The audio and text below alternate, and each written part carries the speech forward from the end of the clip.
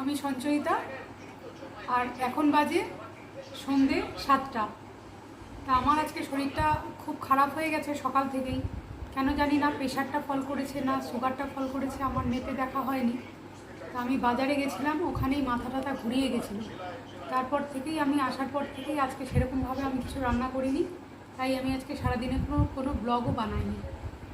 তা বিকেলবেলা মেয়ে বলছিল যে একটু পাপড়ি চাট খাবে, তখন আমি বলেছিলাম তবে একটু বানিয়ে খা যদি খেতে পারিস। তখন বললো ঠিক আছে মা, তবে আমি বানাচ্ছি।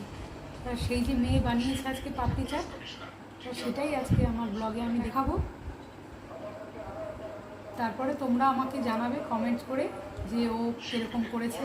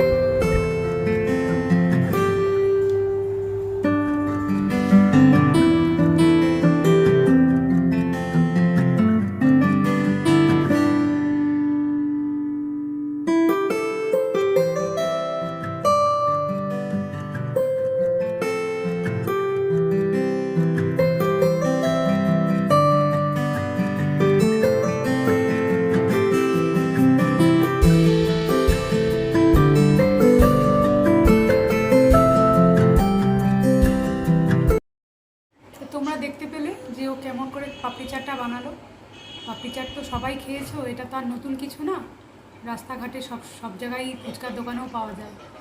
তা তাও আজকে ও বাচ্চা মানুষ, ও বাড়িতেই যখন করেছে সেটাই তোমাদের সঙ্গে শেয়ার করলাম। যদি তোমাদের আমার এই ব্লগটা ভালো লাগে আজকে, তবে আমাকে শেয়ার করো, কমেন্টস করো এবং সাবস্ক্রাইব অবশ্যই করো। আজকের মতন আসছি।